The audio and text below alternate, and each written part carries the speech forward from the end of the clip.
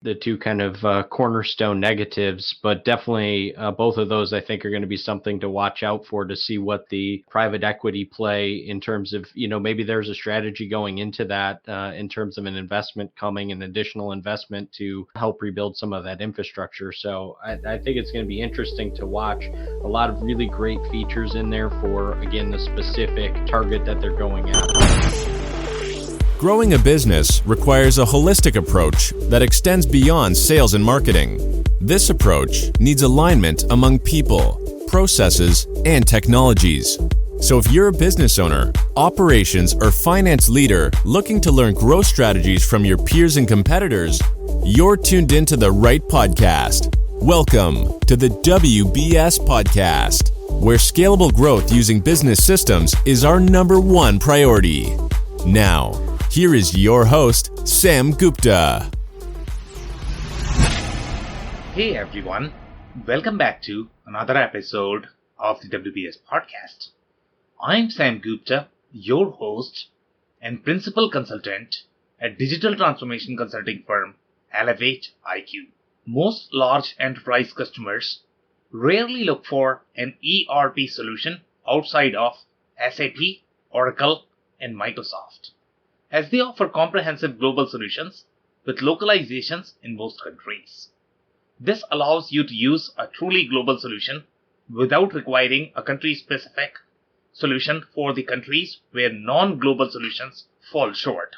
When it comes to a truly global solution, some industries have specific supply chain management needs, including global trade management, transportation management, and supplier collaboration. These industries include automotive suppliers that need to collaborate with their suppliers and perform integrated business planning. This planning helps them meet the needs of demanding customers such as GM and Ford while still meeting their cost expectations in an ultra-competitive market. Enter QAD. They are truly unique with their capabilities to support the needs of specific microverticals of global enterprises. In today's episode, we invited a panel of industry experts for a live discussion on LinkedIn to discuss major stories in the ERP and digital transformation space and an objective and independent review of QAD's capabilities.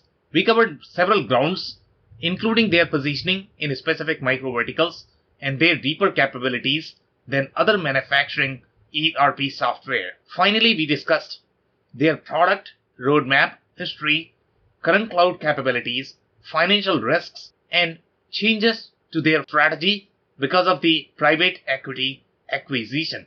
With that, let's get to the conversation. Hey guys, welcome to today's show. We are going to start with everybody's intro. Andy, would you like to introduce yourself?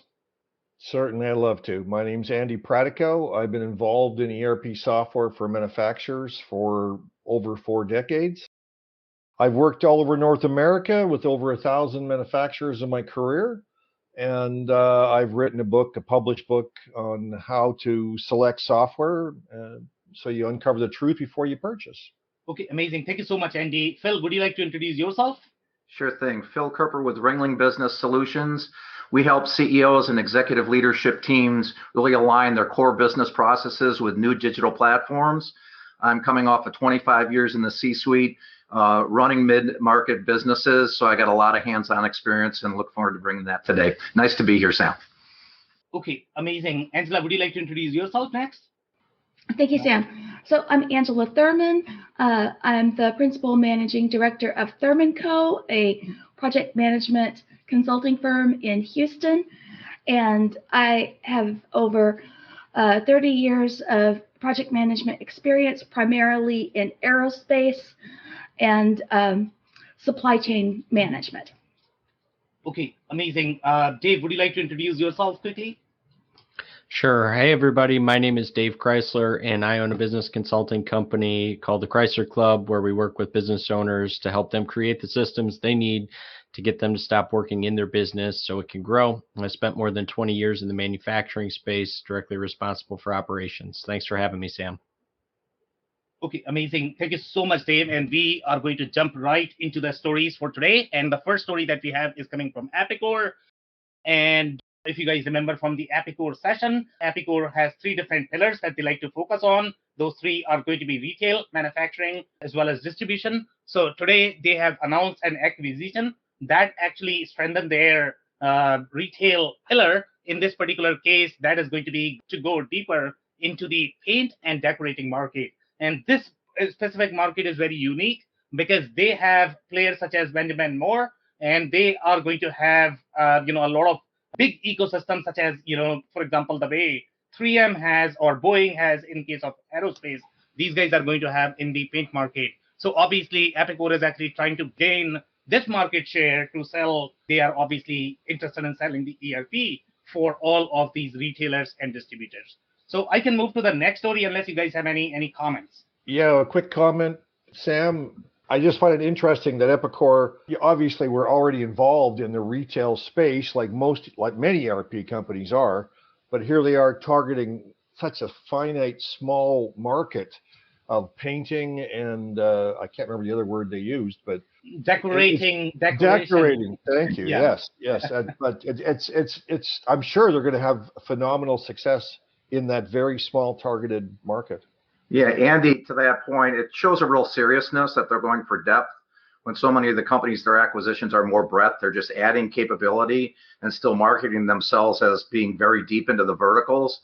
If I'm in that vertical, and that vertical is a very strong one right now with home improvement and COVID, that gives me confidence when I'm looking at that particular ERP solution that it could be something good for me. Yeah, I completely agree with their approach, to be honest. Micro vertical approach is what ERP company needs to follow because they all are going to have very nuanced application. And if you are going to build that on top of vanilla ERP, obviously it's going to be very expensive and risky as well. So I actually like micro vertical approach.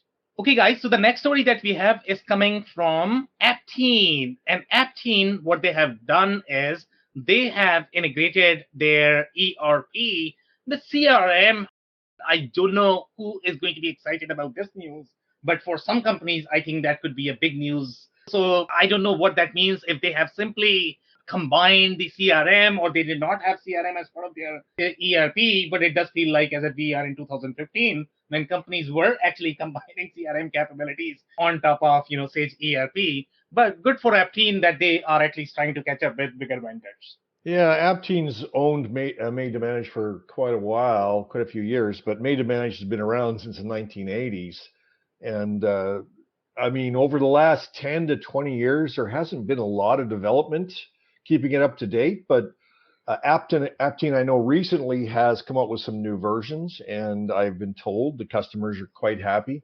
But yeah, it didn't have a CRM capability previously, so this is probably filling that hole and probably making a lot of their customers smile. Yeah, I agree.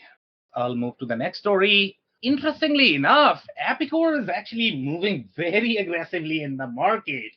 They are going nuts in terms of their acquisition strategy, in terms of strengthening their capabilities. And one of the things that they have done is they have announced a partnership in the metal fabrication industry as part of the FabTech conference. Now, I think the fabrication industry itself is very unique, and the kind of capabilities that I can read here, they are obviously very exciting for all of those metal fabrication companies. So I am actually going to read some of this so that you guys are familiar with what is happening with this integration. So Epicor customers in the fabricated metals and industry machinery markets worldwide, the partnership will deliver Sectura Fab, SECTURAFAB, an estimating and quoting tool for manufacturers as a direct integration, hence providing a one-stop shop for existing and prospective Kinetic clients. Now, you guys might be confused with their recent announcement of the acquisition that they have done for the CPQ tool.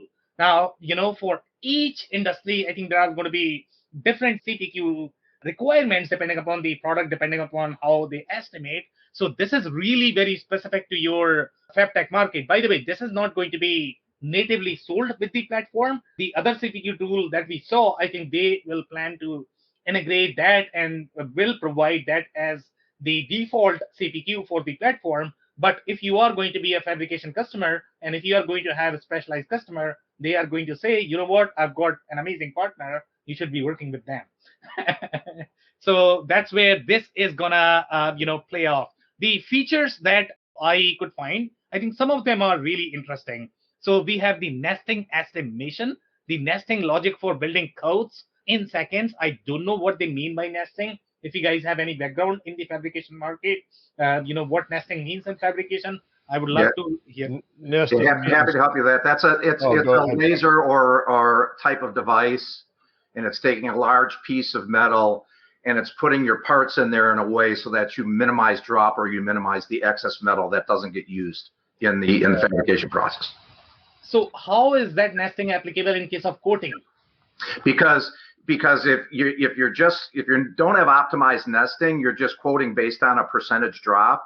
Whereas this way, you can actually know what your waste is based on how complicated the project is. I see. So you can move the pieces around to maximize the raw material, right? Yeah, and yeah. So basically, let's say you're estimating that you got 3% drop.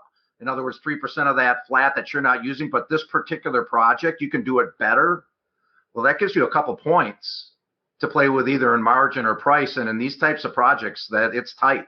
The estimations are very tight. So Phil, from your experience, let's say if you were to build that functionality in a default CPQ, how hard it is going to be? Is it very hard, not hard? Well, typically the nesting calculations are an extension of the software for the machine itself. So having nesting itself, I don't know, Andy or David or Angela, you might have something on this. Having nesting itself isn't what's so interesting to me. It's the fact that it's all part of a connected system.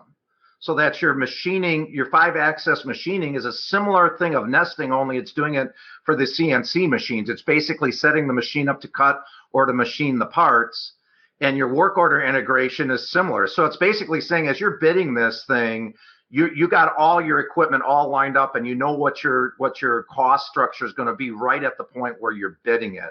And that's what I think would be exciting for someone. I'm sure you guys have something to add to that. Well, the point, I agree with you 100%, Phil. And the point is that the better you can optimize the raw material, the less cost material will be. So therefore, you can pass that on to your customers if you decide. This looks very similar to, you might have heard of a product called FabTrol, some of you. It's recently just been obsoleted, actually, but it was an industry-specific quoting tool designed specifically for steel fabricators, and this seems to be right up the same alley. Most of these have been separate pieces of the puzzle, and the integration is actually happening with the estimator or with the lead on the shop where they're figuring out, really how to put it together. It looks like to me they're coming together with a concept, a comprehensive connected way of bidding and then being ready to put it on the equipment and go. And there's a lot of custom software like that's out there, but they have something that's commercially available for all of metal fab. Looks interesting. Yeah, so that's what Apicor does. I mean, they are going to go really deep into a very specific market segment, and they are going to be very unique. And obviously, estimating and quoting, as far as my experience goes, it varies a lot across the industry. So if you are going to have a very specific estimation tool, you are going to win by default. So good job, Apicor, there. All right. So the next story that we have is actually coming from Salesforce. And Salesforce actually acquired a company called Level Jump. And I don't know if you guys are familiar with Level Jump.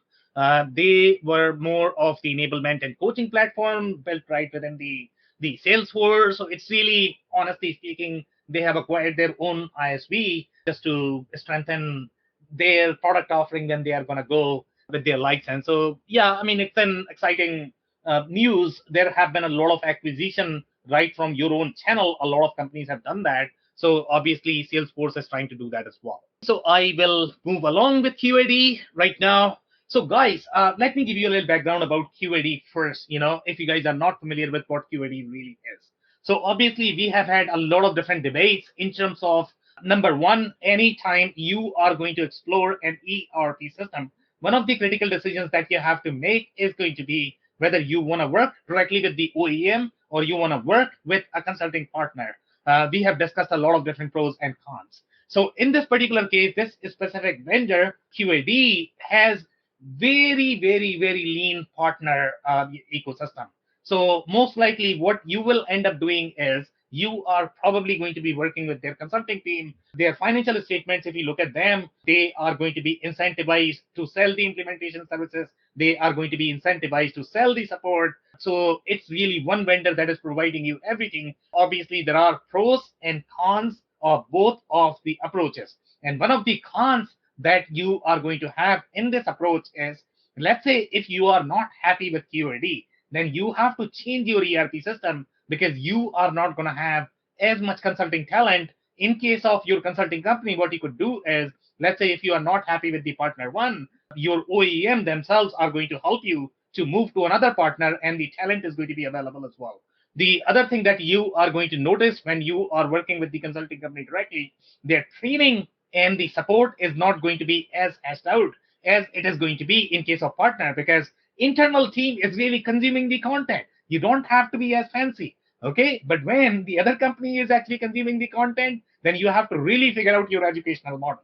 Okay, so those are going to be some of the challenges when you are working with the OEM itself. So in case of QAD, obviously you are going to be working with them. But one of the things that I personally like about QAD is they are not a public company anymore. Okay, so with the recent news, they were bought back by a private equity company. They used to be a public company. So the amount of information that you are going to get related to QAD is going to be phenomenal. We saw in case of IQMS, there was very little information available. Okay, we saw in case of Microsoft Oracle and some of the Epicor, the amount of information that was available as it relates to ERP positioning or as it relates to the product roadmap, it wasn't as much. But since it is their bread and butter, the ERP play is bread and butter for QAD. So they have really described their product and positioning and the roadmap and the competitors. So you are going to have a lot more data to be able to decide what they are doing in the market. So, and one more thing about QAD.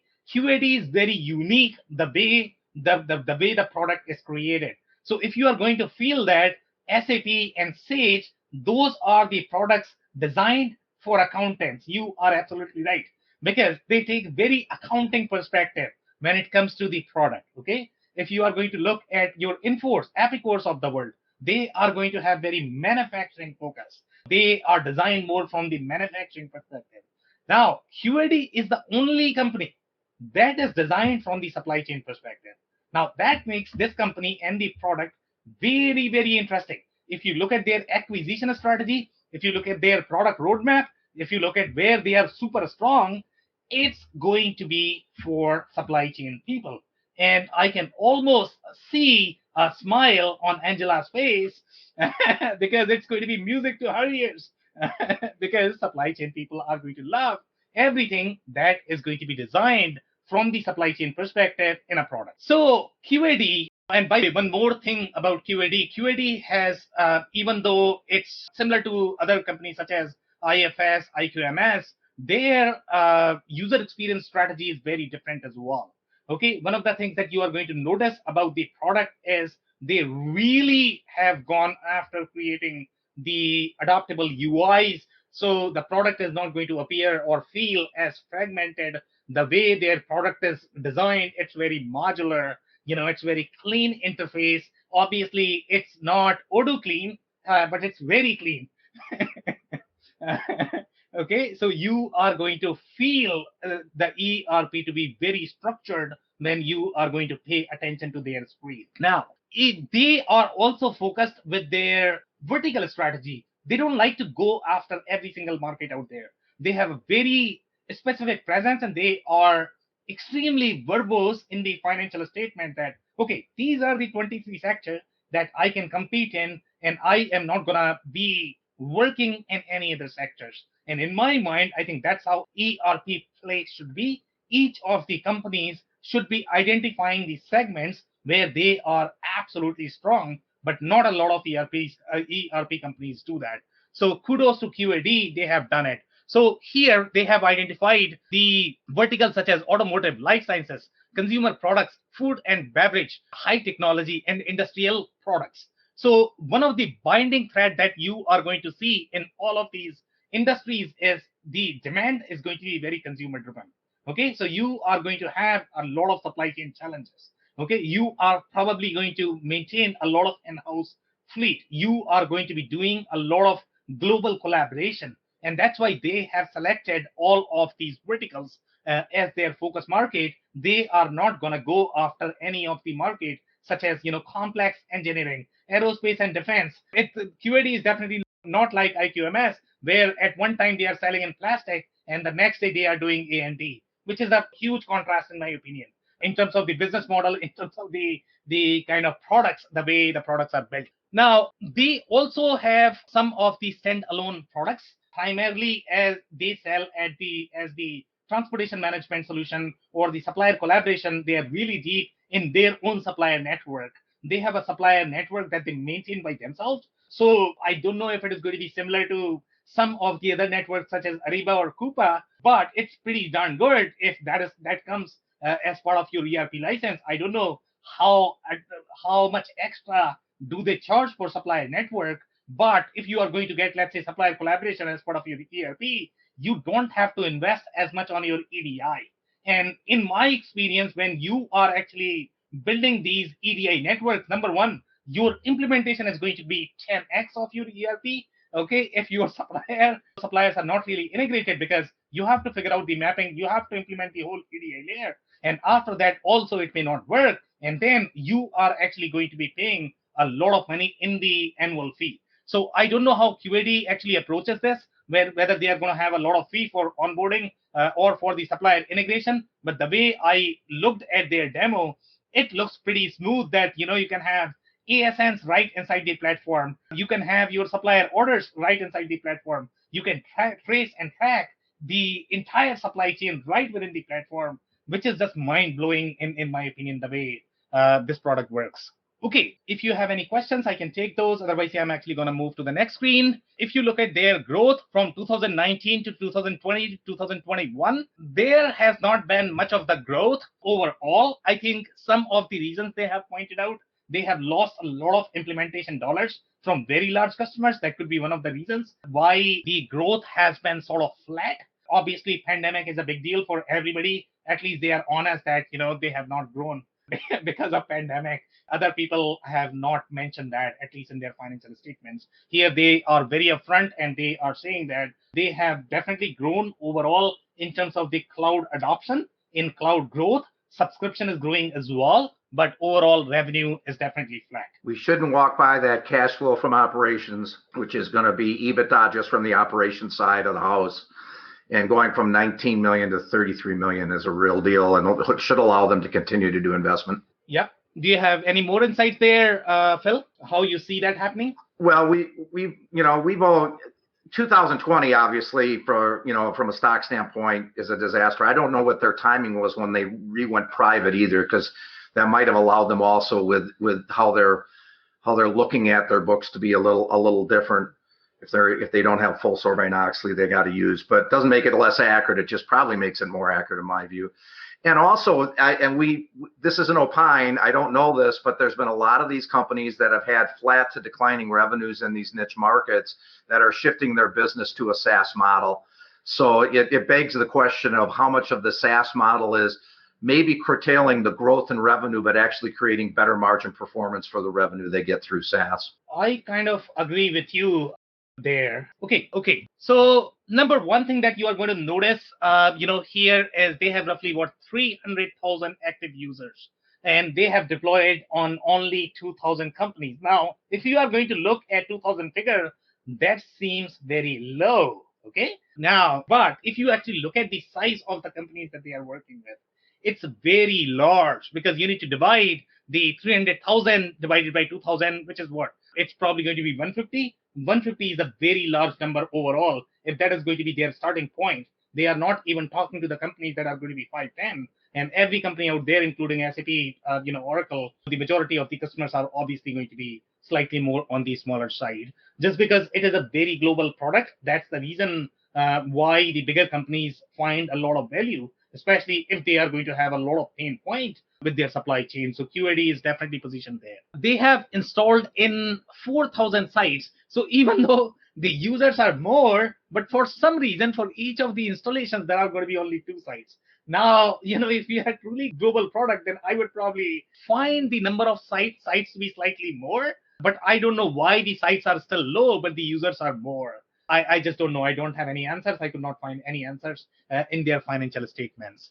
They subscription user, Phil, so it is growing even though their revenue is flat. So obviously they are making a lot of progress. So I kind of agree with your statement that, with SaaS, you might not get revenue right away. You are going to get a lot of revenue over the period of time. And that could be one of the reasons why. But I mean, that is something that we have not seen in others' financial statements. That's not what I saw in case of Microsoft, even if we were looking at just the SaaS segment in their financial statement. So I'm not too sure if that is true for other players. But for the mid-market companies, we don't really have financial statements.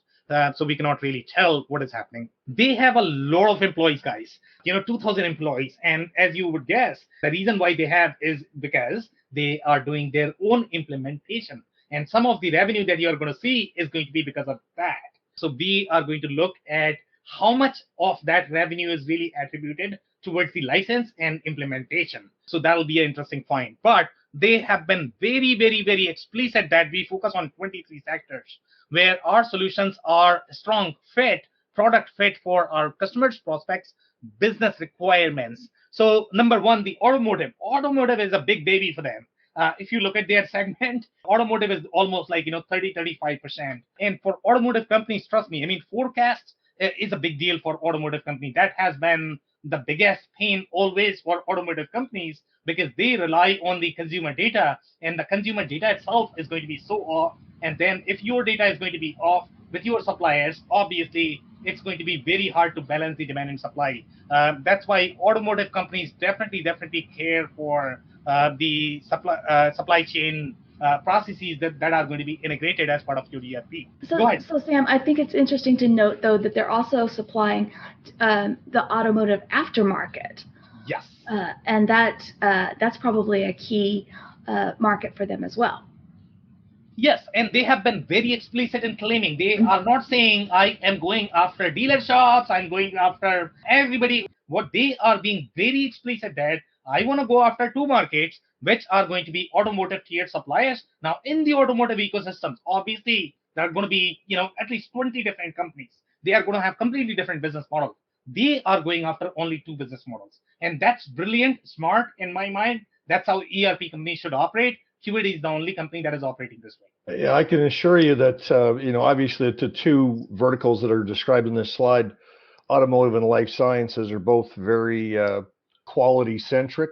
And if you'll note the second to last line that you've underlined, it includes very advanced quality functionality like APQP and PPAP for the automotive industry. Mm-hmm. Exactly, and that's where the real differentiator is for automotive. I don't know if you are going to find this key functionality, even in case of companies which were claiming automotive to be their first menu on their site. For example, every company that we have seen so far, everybody is claiming that, I rule automotive. But if you actually look at the real deal for automotive, I think it's going to be either IQMS or QAD. Those are only the two companies that have real automotive functionality, which is going to be a real differentiator. So, Andy, you are absolutely right. But one caution, I have spoken to a real user of QAD, and one of the comments that she made is they were not as happy with the quality, and they were not sure why QAD is, and again, it could be just one outlier. I don't know if it could be her experience. That's a possibility, but I'm actually shocked because these are very, very quality-driven spaces, and the quality is definitely a big deal in case of automotive, life science. So I don't know what is going on, but she wasn't happy with the QAD quality. That's interesting. That's really interesting, and because this also stuck out to me, Andy, and Angela, I'm sure you saw this too. And I mean, I've been a sub-supplier and used a PPAP process. It's a heavy lift process, and I have never seen it integral. It's always been a process that we had to wrestle on the side to get through rather than be core part of like an ERP platform. So I found that to be very interesting that they mentioned both those. I've worked with products that do have the APQP and PPAP, but it is rare. Usually quality systems are, nonconformist corrective action, maybe a little bit of SPC, and that's it. Maybe lot traceability, that's it.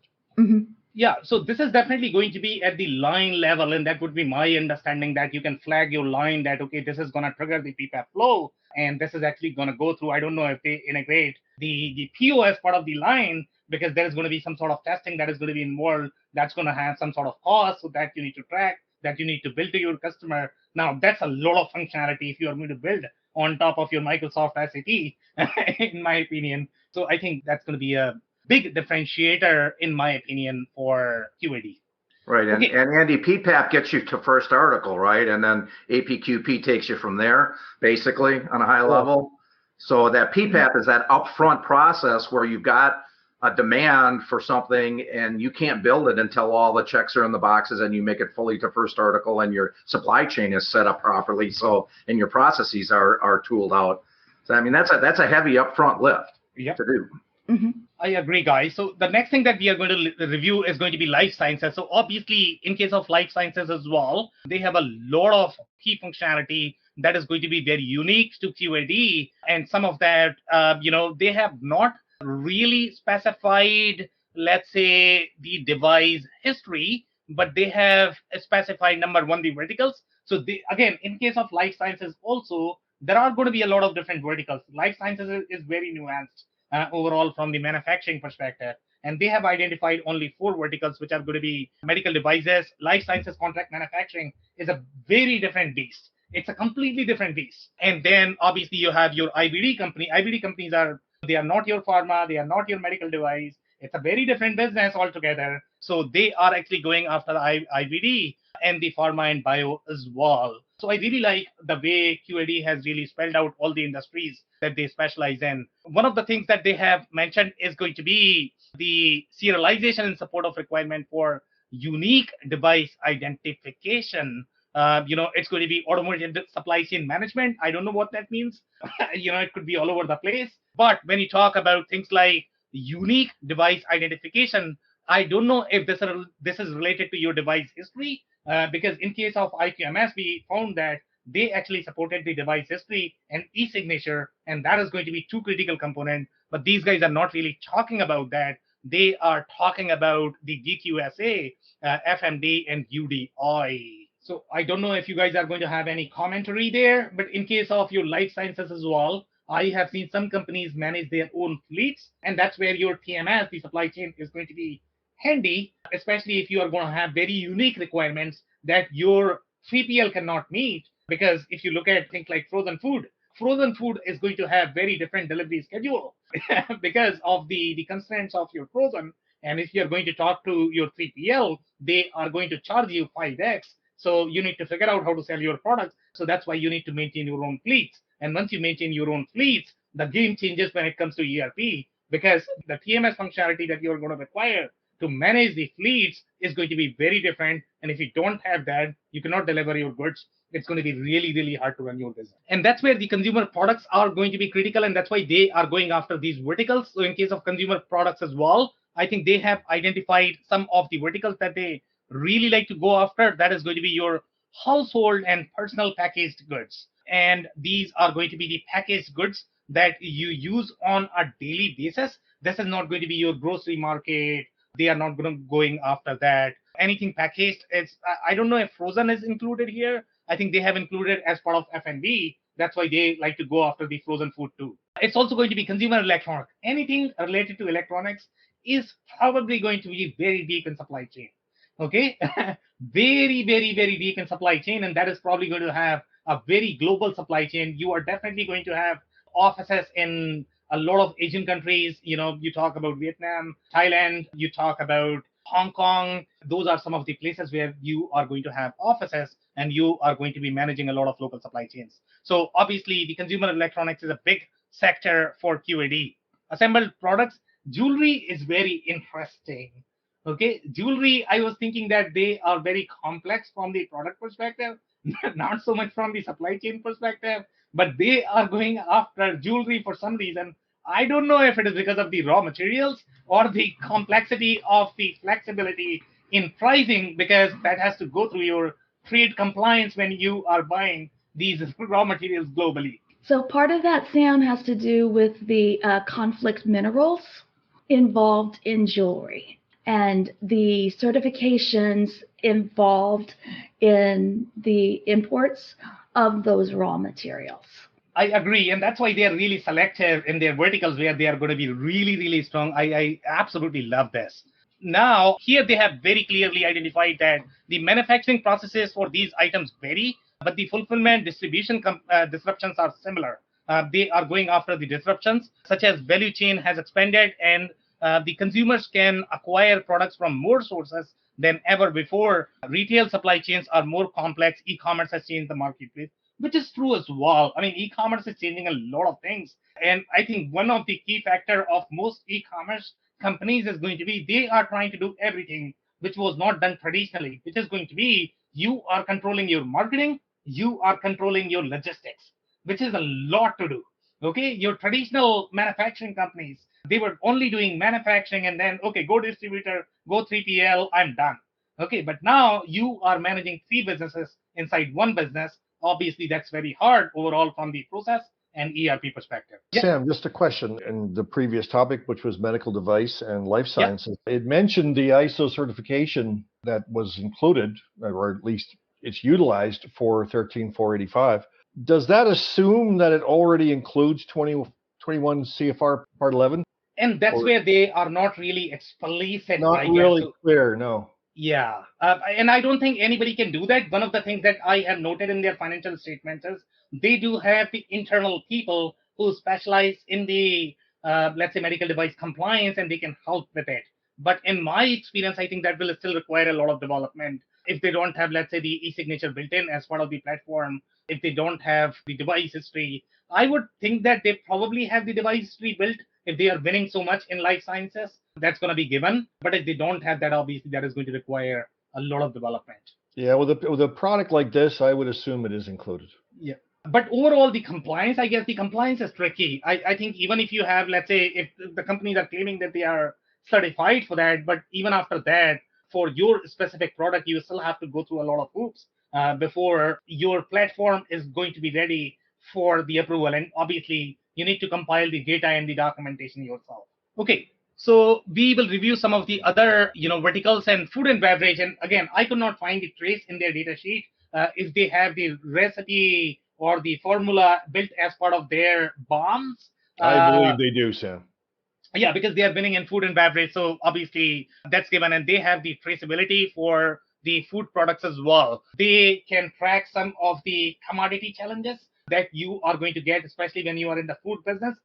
Tracking the prices for your ingredients is going to be a key factor. That itself drives a separate process inside your procurement department and the supply chain department. So obviously, these guys have a lot of functionality. They also have mentioned a new term called field to fork traceability. So Dave, you might be excited about this one, because if they are using the word field, does that include agriculture as well? Probably it does. Then it could be a play for cannabis.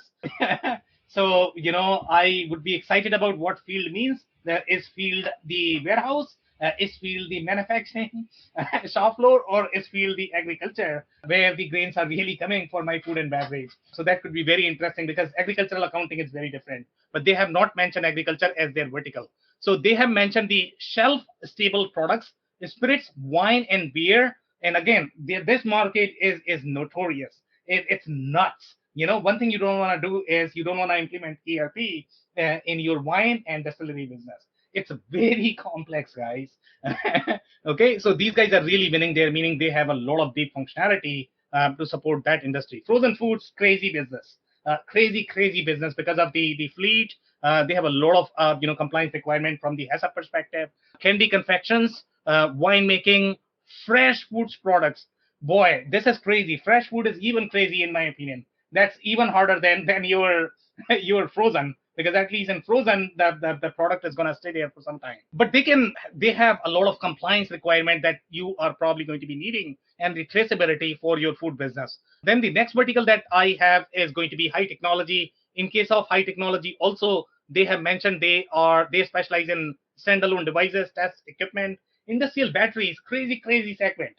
Because then you have a flavor of your chemicals, You have flavors of your discrete manufacturing. And the reason why QAD may be a really good fit, because they combine discrete and process as part of the same product. And these companies would probably require, because half of their processes are going to be very discrete in nature and half of them are going to be very process in nature. So they have a very unique play there. And again, all of these companies are going to be very heavy in supply chain. They are going to have the requirement for the field service. The QAD is very strong in the field service component as well, but obviously not as strong as some other companies such as IFS that we are going to review. And that's why these guys are not going after companies like solar companies because they are going to have very different field service requirements. But this is going to be good enough, when you are installing a smaller product such as batteries. They are also going after industrial products. I don't know if they have a lot of presence there, to be honest. Okay, I did not find their market segment in the industrial products,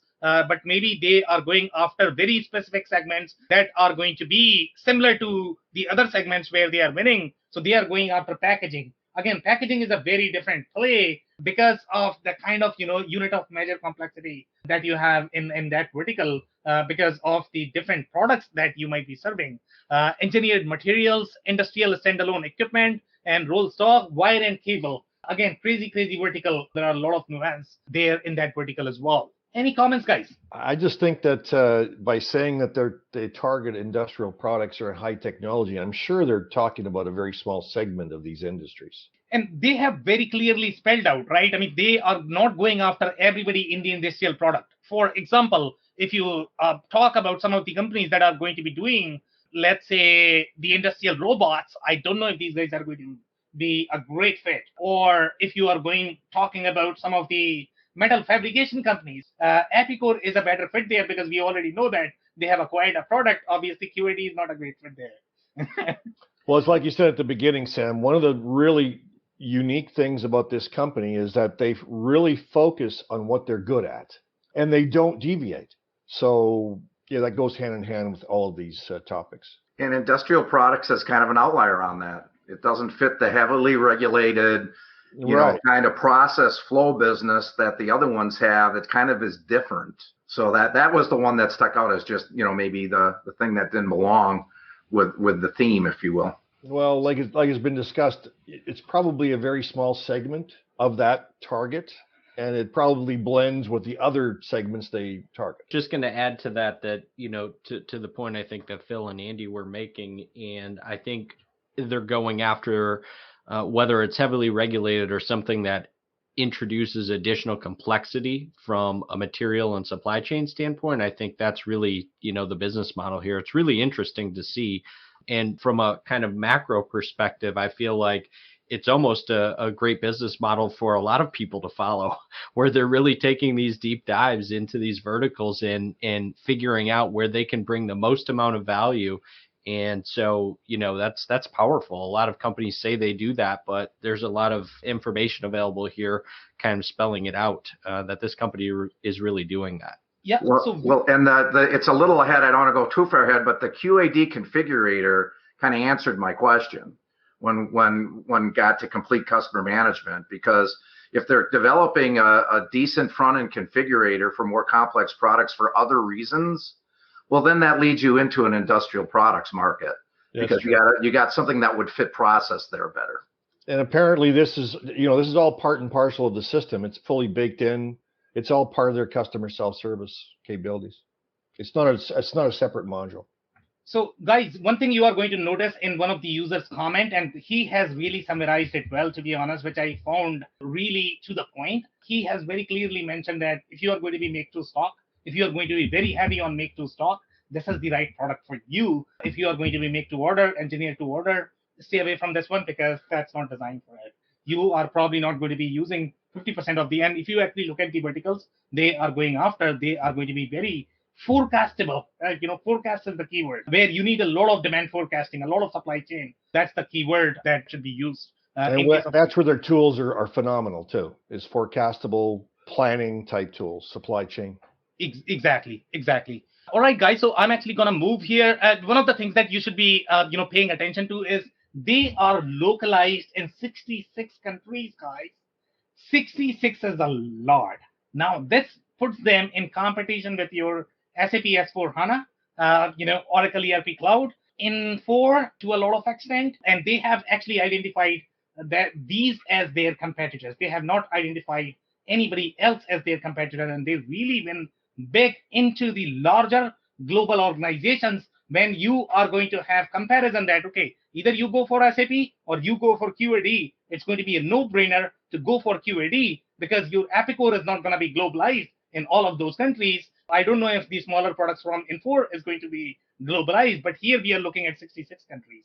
So it's a very interesting play, and that's why they win a lot in those bigger markets, because SAP is going to require a lot of development dollars, and it's going to have a lot of risk. The same thing goes for your Microsoft. The same thing goes for your Oracle. So again, 66 is a lot of country that should companies should be paying attention to that. If you're a very global company, if you need localization in a lot of countries, QAD could be an amazing product for you. They also have the Cloud EDI Commerce, QAD e-invoicing. That's again from the freight compliance perspective. This is one of the strongest product, especially if you are going with things like when your local government requires, hey, every invoice that or shipment that you are going to ship from my country, upload your invoices so that I can compute how much tax you need to pay. And that is happening more and more, especially with COVID. So that's where QAD is going to be a very strong fit.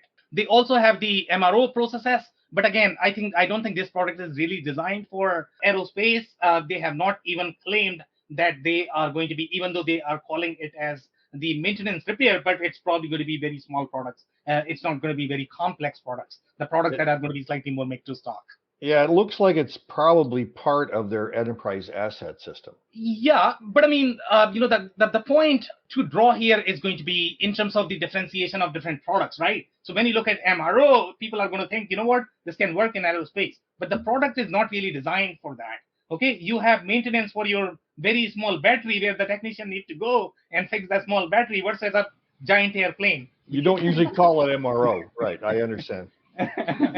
These two are very different processes from business perspective. All right, guys. So I'm actually going to move to the next slide.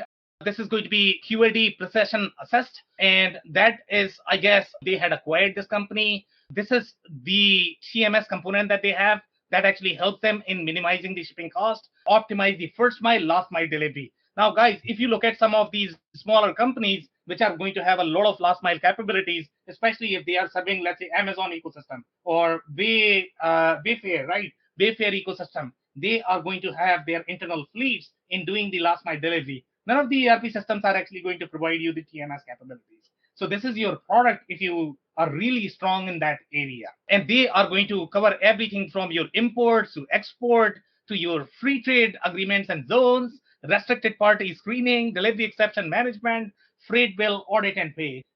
Guys, I mean, this is the full-blown TMS, to be honest. World-class transportation management. Exactly. Now, connected supply chain, the whole supply chain is connected as well.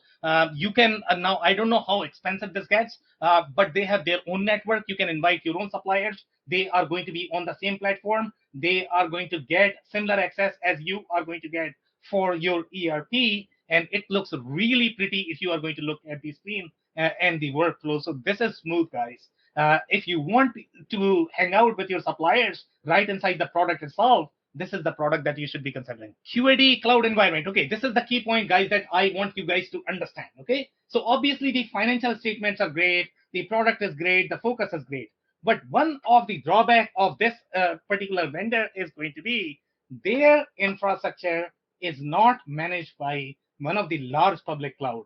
We had called out Oracle, that Oracle cloud is not as big as some of the other public cloud. But in this particular case, they are working with third-party suppliers such as your SolarWinds or the mom and pop data centers. Now that's a big deal, guys, and they have had a lot of issues because of that. Okay, so the infrastructure is not going to be as robust because you don't know where your data is going to be deployed, because they are working with a network of very small to medium-sized vendors. They maintain some of their data centers as well. They just do the project management, but then it's going to be up to the vendors how they are going to manage the data center, which is a huge red flag in my opinion. Yeah, I thought this was really interesting, and I don't want to skip ahead to the next point that I think is going to be really interesting. But from an infrastructure perspective, there is, potentially a lot of risk at play in terms of what happens moving this company forward. And just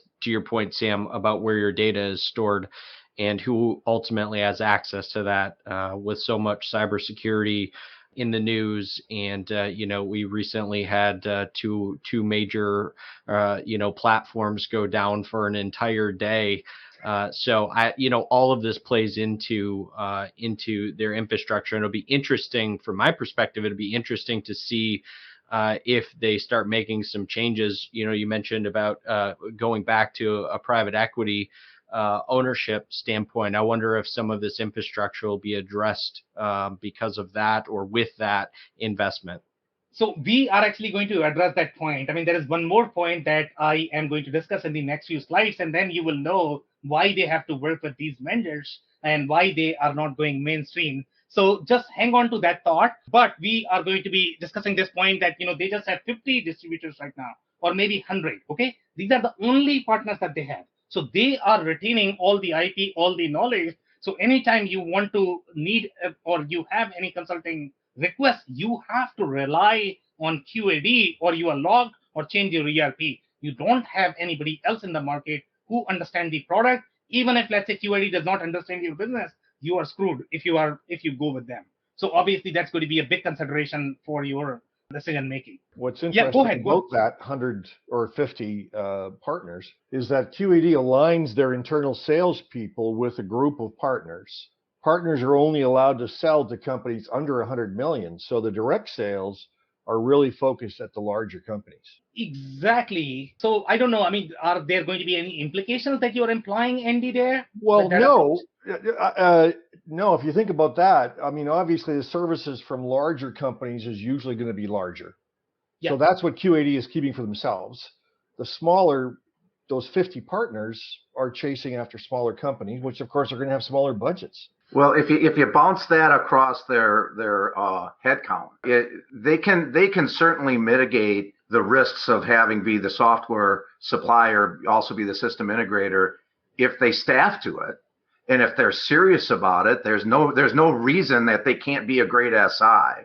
Right. Typically, my experience has been they're not, but that doesn't mean it's not possible as long as they hire and work and get the right culture around their SI people. Yes, guys. So we are going to move to the next point. Here, if you actually pay attention to their figures overall in terms of the on-prem versus cloud, obviously they are making a lot of progress overall in their cloud footprint, but they still have 75% of their customers that are going to be on-premise. And the customers that I have personally spoken to, they are still using on-premise, even though their cloud is really good.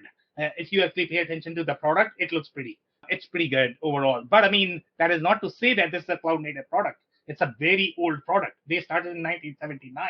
So it's still very lifted and shifted. In fact, let me see, you are going to notice this in one of the reviews as well, that some of the screens are going to be adaptable and some screens are not going to be adaptable. And that's where you figure out that, okay, this is a very old product. So some screens they had been able to convert into the new philosophy that Epicor is trying to sell, which is kinetic. These guys are trying to sell their adaptable UX. So there are a lot of parallels, when you look at the ERP ecosystem. But overall, their 75% of the customers are still very on-prem. Well, I'll tell you, a lot of those customers that are still on-prem, because the system is so modular, sometimes some of the modules have been converted to the cloud already, and they have the main system still on-prem. So it's an evolution of migrating them over. Yeah, and I call that as fake cloud, right? Andy, you know me. And degree of fakeness. Yeah, now I know what you mean by fake cloud, Sam. All right, guys. So the next point that I have is obviously this is very, very, very deep for QAD. I mean, they are really investing their dollars in developing that knowledge in the localized market, localized taxes, localized compliance. Now this is a big deal. I have seen a lot of implementation failing because they succeeded in North America because they understand North America very, very well. But, the Japanese entity is not going to work because you didn't understand Japanese market. You had no clue what you were doing. Just because you can be successful in your North American market, that does not mean that you are going to be successful in Mexico, Brazil, India, China, or Japan. So you are getting that expertise as part of the product, which is a big deal in my mind. Yeah, the other thing I thought was interesting about that slide you had up there, Sam, that's roughly 25 to 30% of their employees. Yeah, 475 employees in their R&D, as compared to, I think the number was somewhere around 1,500 or 2,000 total It was 19 employees. something, 1925 Yeah. or something, David. Yep. So, you're talking about 25% of their direct employees responsible for R&D. Major I just investment. find that So- interesting. Yeah, big investment. Here's the comparison on that point. If you look at Acumatica right now, Acumatica is roughly what? 300, 400 employees. They don't really have direct sales. They sell through partners. So obviously they are not going to have a lot of spend there. They want their partners to be providing the support. So they are not going to have as big support as your Enforce of the world. Right now, if Acumatica is going to be roughly 300 and all of them are responsible for product development, this is similar as well. So I think, when you look at 2,000 employees, you need to look at, what the business model is of the ERP player. You cannot simply say that, just because you have 2,000 employees, because you have to, count the entire ecosystem. In case of Acumatica, if you combine the all of the partners, then, there are going to be probably 20,000 employees. So yeah, the comparison needs to be fair. But yeah, Yeah. I mean, obviously they're investing a lot when you look at QAD. Okay, so now competition that they have identified is going to be SAP, Oracle, and Infor. Again, they are trying to compete with the global products. They are not trying to compete with Epicors of the world, Odoo's of the world. That's not the comparison. The comparison is going to be Oracle ERP, SAP S/4HANA, IFS. That's going to be Infor LN. Those big products that they are trying to compete with. I don't think they are competing with NetSuite either, because NetSuite has a very different marketing strategy. Now, this is the segmentation of, Dave, 1930 full-time employees. Now, if you look at the 800 people are only in support. So you have your numbers right there, because, a lot of companies are not really providing any support whatsoever. So you don't need those employees. But in their case, obviously, they're going to have a lot more support because they are doing their own implementations. So here, this is the red flag that I found, which is going to be very unique to your QAD. And this is going to be, they are not using one of the commonly known programming languages. Okay. They are written in a language called Progress. And I don't know how many of you have heard of the language called Progress before. Now, that's a huge red flag for me. If you are going to find a developer who actually knows Progress, probably you are not going to find anybody on portals such as Indeed or Dice. So how are you going to find the talent? Let's say, even if you don't have QAD problem, if you have your business problem, how are you going to build that? Obviously, their secret sauce, the reason why their model is so adaptable, or the screens are so adaptable, is because of the programming language called Progress. And that's why the other ERP systems are not really as adaptable as your QAD. But this is going to be a red flag as well in my mind when I look at the development model, because you're not going to find anybody who is going to really know this specific programming language. So I don't know if they plan to change that. And this is where your infrastructure is going to be handy as well. I think they are going to probably require a specific infrastructure, for their need. And that's probably the reason why they have gone after the players that will understand the Progress ecosystem far better. And that's why their infrastructure is very consumerized. Their programming language is going with a very unknown vendor, which is the Progress Software Corporation, called PSC. So that's a huge red flag for me. Well, yeah, I agree. Progress was a language that was a lot more popular in the 90s, late 80s. But there are still programmers available. Or it's not like there's zero. There's still plenty of them out there. They're just not as popular as the more industry accepted, like .NET, etc. Here's the deal. So SAP had to change their mind, to be honest. Okay, SAP used to use the programming language. I think they were using the ABAP, right? Yes, that's the programming language. So they had to change their corporate strategy. They have moved on to .NET. Can you believe that? Okay, so now they are actually using Microsoft's programming language. The company as big as SAP that controls 40-50% of the ERP market, to be honest. Okay, yeah. So they have learned their lesson, but for some reason QAD has not learned. So obviously there is a significant strategic risk when your programming language is going to be controlled by a very small vendor, and what if the Progress Software Corporation is going to be acquired by one of the competitors, that is competing with QAD, and then obviously there is going to be a lot of changes overall in the product. In my mind, that's a huge red flag. Back to David's point earlier, the fact that they're this transparent about their two biggest negatives, which is their cloud, where the cloud-based servers are, and the fact that they got a 10-year termination clause on this program, and they even say if Progress stops investing in this, it's a problem. You got to think they're going to try to fix it. You got to think they wouldn't be this transparent about a problem and not doing anything to remedy the issue. Absolutely correct. I agree. And this is why I like the financial statements, because that's where you cannot lie. If you are going to have considerable financial risk, you have to be upfront about it. Unless you are as big a company as your Oracle, Microsoft, in that case, they can sort of swipe it under the rug. But in their case, in case of QAD, that's not going to happen because you are a core ERP and you are running this on somebody's infrastructure. You have to mention this. So I don't know if they have done it by choice or they have to do it. In my opinion, I think they have to comply. Otherwise, they are probably misrepresenting themselves. But I can tell you this, Sam, you have to mention it, but you don't have to be as specific as these guys are being. That is not a requirement. You can say we're on Progress and there's some risk if Progress would do this or that without saying we've got a 10-year deal, and if they stop investing in upgrades, we have a real problem. I mean, those are very specific words. Yeah. You do not have to put that into a financial statement if you don't choose to. I agree. And that's why I really like their financial statements, to be honest. They are done really well. So a couple of more points. I don't know if we have anything here. Obviously, they have noted down that, if there are going to be any risks related to infrastructure, obviously, that's going to be a problem. So that's given considering their infrastructure and the programming language that they are using. Now, they have had the decrease in revenue in some specific market. For example, if you actually look at the automotive market, that is reducing. But the reason why it has happened is because of the loss of the implementation dollars that they have experienced in one of the large engagements.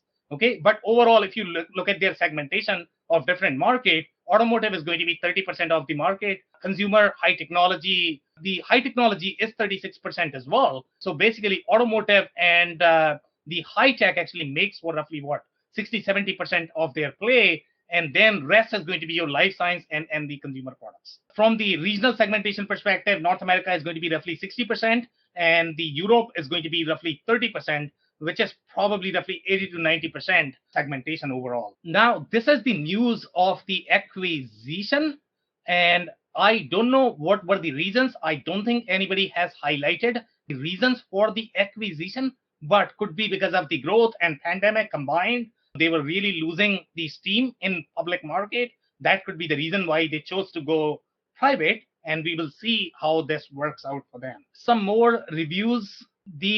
For the most part, if you actually look at the EDI, I think we have really good positive reviews. We have really good positive reviews for countries like Mexico. I have had a lot of complaints overall in markets such as Mexico, but in their case, they have a lot of positive reviews. The bombs, formulas. So obviously, in case of reviews, Andy, if you pay attention to this one, I don't know if they really meant to mention the real formula or the formula of the demand forecasting, but they have mentioned formula word here. So I'm probably going to assume that, that's probably, included as recipes.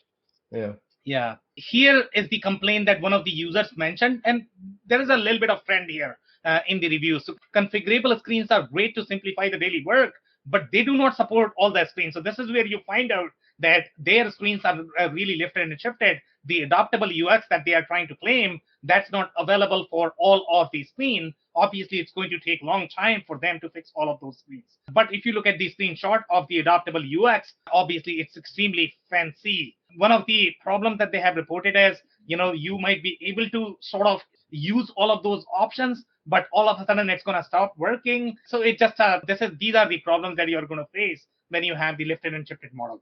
Absolutely. But I'll tell you what's really interesting about is the size of company. 1,000 to 5,000 employees. These are serious products. These are serious companies that are utilizing these tools. And I don't know if there's a date on this review or not, but it's possible that complaint at the bottom is because they're phasing in the cloud GUI, and maybe not all of them are migrated yet. So I do remember the date of this review. I think it's fairly recent, either 2019, 2020. Yeah. Okay. Yeah, but overall, I think the size of the company itself is mind blowing for me. The majority of the reviews that you are going to see in case of QAD, they are fairly large. So that itself is a big testament that the product is working. Same as the next review you have on the slide, same size. Exactly, and this is the pharma company, and they see clearly identified QAD is well suited for auto supplies, medical industry, consumer goods, mainly any company which has make to stock process. Okay, this is where he has identified, and I think this is right as well. I don't think QAD is trying to claim that they want to go for any of the complex engineering products. Their target market is really the make to stock, and they're really strong at that. For the adaptable UI that we have been, so you have some really, really fancy features where you can enable or disable, let's say if you want to enable or disable any of the panels on the UI, you can do that. Obviously, the UI looks very fancy. The icons are not going to be as ugly as your IQMS. I don't know if this is just the facade or it's the complete product that has been renovated. But in their demos, they are definitely trying to demo the cloud product, and which looks very cloudy. The couple of other things to notice in the cloud are going to be, let's say if you have 36 different entities, all of those entities, you can combine them, and your KPIs are going to reflect the combined consolidated reporting from all of those. Now, that's a great feature. A lot of companies cannot really provide the drill down from your financial statements because your financial statements are going to be separate from your product, and that's it. I mean, see, if you actually want to get complete insight right from your financial statement and drilling down to your GS, to your sales orders, to invoice, in a lot of products that is not possible, especially if they are going to be using a lot of legacy code. In case of QAD, I found the screens to be really smooth overall in terms of the user experience. Very clean. Yeah, like it's already been mentioned a few times, as long as you're in one of those target markets that QAD specializes in and of the right size, I think it's a really strong competitor. Yeah, I just to tack onto that, obviously we touched on the two kind of cornerstone negatives, but definitely both of those I think are going to be something to watch out for to see what the private equity play in terms of, maybe there's a strategy going into that in terms of an investment coming, an additional investment to help rebuild some of that infrastructure. So I think it's going to be interesting to watch. A lot of really great features in there for, again, the specific target that they're going after. Yeah, so my take on those limitations are going to be, you obviously have to make trade-offs when it comes to ERP. You are not going to find, everything super perfect. It doesn't work that way in case of any ERP. So let's say if you are going to take a risk from day one that you are a very supply chain heavy company, for example, in the automotive market, and then you have to build all of those PPAP processes, as part of your product, then you are better off going to QAD, because what are the odds that, progress is going to disappear from the market, or, all of those servers are going to go down, versus a product that you are trying to develop yourself. You have to use a lot of tribal knowledge to be able to develop on top of SAP, Oracle, Microsoft. Even in case of Epic or Infor, I mean, they're not going to have all of those bells and whistles that are going to be required for these niche verticals. So the choice that you have to make is, if you are part of these industries, 23 that they have mentioned, if they are really strong, that you are not going to have any development risk, go for QAD. Okay? If they are going to be slightly off from that, stay away from QAD. As simple as that. It's a good way. It's a good way to wrap things up, Sam. And to your point, I think summarizing it from the standpoint of there's always going to be trade-offs, and really taking a good look at what those trade-offs are during the discovery process and during the requirement phase of an ERP implementation. I know we talk about this, almost every episode, but I think it just, is, again, continually gets reinforced, and that is make sure that you're asking the right questions. Make sure during that discovery phase that you're really taking a look at what you are trading off, and in some cases, what you're going to have to build yourself or on top of one of these platforms, and make your decision wisely based upon that. Okay, amazing, guys. So we need to wrap up unless you guys have any short comments. Andy, Dave. All right, guys, thank you so much for joining. Thanks, Sam. See you later, David. Yep. Thanks, Sam. See you, Andy. I cannot thank our guests enough for coming on the show, for sharing their knowledge and journey. I always pick up learnings from our guests, and hopefully you learned something new today. If you want to learn about Andy Pratico, head over to essoft.com. It's ESSOFT.com.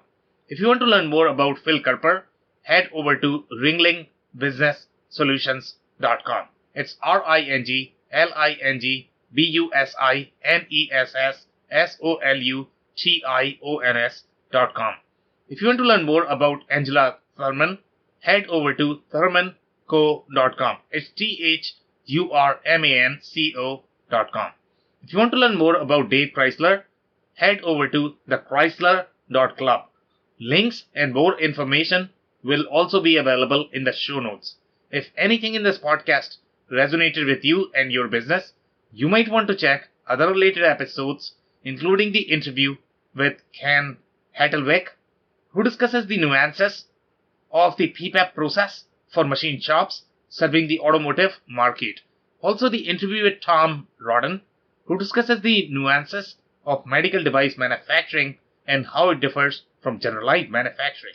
Also, don't forget to subscribe and spread the word among folks with similar backgrounds. If you have any questions or comments about the show, please review and rate us on your favorite podcasting platform or DM me on any social channels. I'll try my best to respond personally and make sure you get help. Thank you, and I hope to catch you on the next episode of the WBS Podcast. Thank you for listening to another episode of the WBS Podcast. Be sure to subscribe on your favorite podcasting platform so you never miss an episode.